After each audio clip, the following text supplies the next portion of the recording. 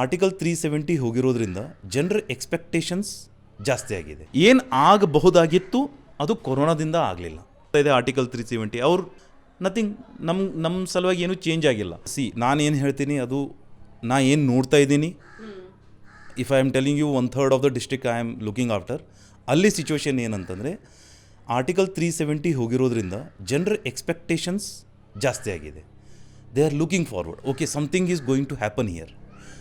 Unfortunately 370 article lift ಆಗಿದ್ದು August 5, 2018 ಅದು 19 ಅದು ಆದ ತಕ್ಷಣ when something was in pipeline corona ಬಂತು. ಕೊರೋನಾ ಬಂದಿದ್ದು ಮಾರ್ಚಲ್ಲಿ, ಲಾಕ್ಡೌನ್ಸ್ ಎಲ್ಲ ಶುರುವಾಯಿತು. ಕಾಶ್ಮೀರಲ್ಲಿ working season is this summer season.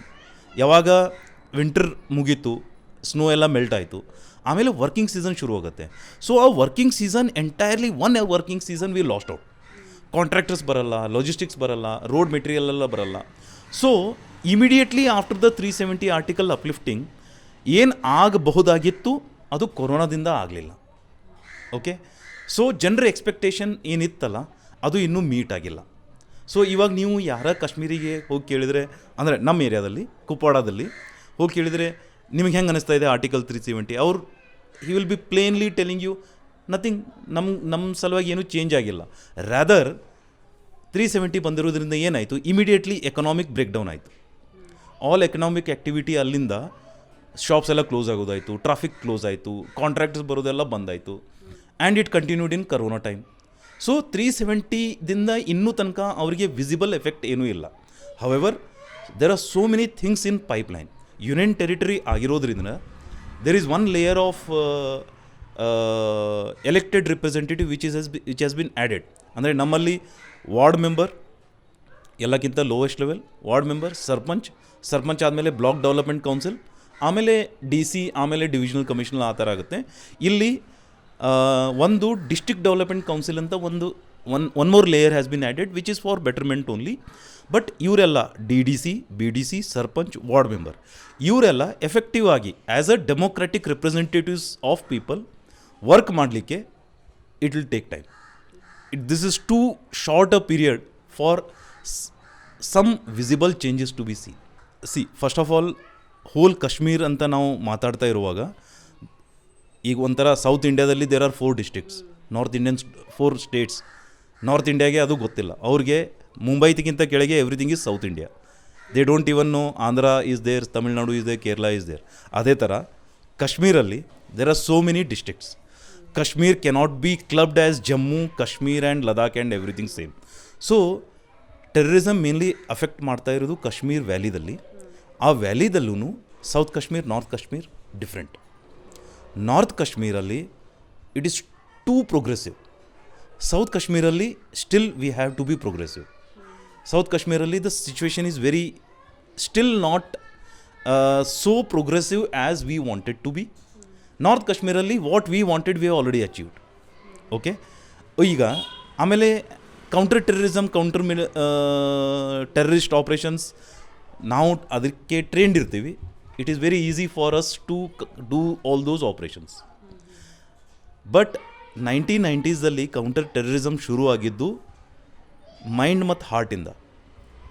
Okay, ಅಲ್ಲಿಂದ ಶುರುವಾಗಿ ಅಂದರೆ ಎಲ್ಲರ ಮನಸ್ಸಲ್ಲಿ ಕ್ರೋಧನೆ, ಆ ಭಾವನೆ ಬಂದು something that we have been left out, there is no development taking place, ಈ ಥರ ಎಲ್ಲ ಭಾವನೆ ಬಂದಿದ್ದರಿಂದನೇ ಇನ್ಸರ್ಜೆನ್ಸಿ ಶುರು ಆಗುತ್ತೆ. ಓಕೆ, ಅಮಾಂಗ್ಸ್ಟ್ ನಮ್ಮ ಊರಲ್ಲಿನೂ ಆ ಥರ ಆಗಿದ್ದರೆ somebody would have picked up arms. Okay, ನಮ್ಮ ಮನಸ್ಸಲ್ಲೆಲ್ಲ ಕ್ರೋಧ ಭಾವನೆ ಇದೆ, ಅದನ್ನು ಶಮನ ಮಾಡಲಿಕ್ಕೆ I will pick up arms and I will fight against the government or will want for a separate land. ಆ ಥರ ಶುರುವಾಗಿತ್ತು. So 1990s the militant organizations had upper hand. Gradually Indian Army has overpowered. All militants now they are afraid of facing any army person. Okay, adu ಆಮೇಲೆ there are ಇದರಲ್ಲಿ actors ಯಾರ್ಯಾರು the front face is the militant who is having weapon. ಅವನ ಹಿಂದೆ somebody who is giving him religious indoctrination. Somebody who is giving him money. Somebody who is giving him ammunition, weapon, and the population base who is supporting his cause, ideology. Okay, ಈಗ ಆ ಟೆರರಿಸ್ಟ್ಗೆ ಇವೆಲ್ಲ external supports ಏನಿತ್ತಲ್ಲ ಅದು ಎಲ್ಲ ಹೋಗಿಬಿಟ್ಟಿದೆ.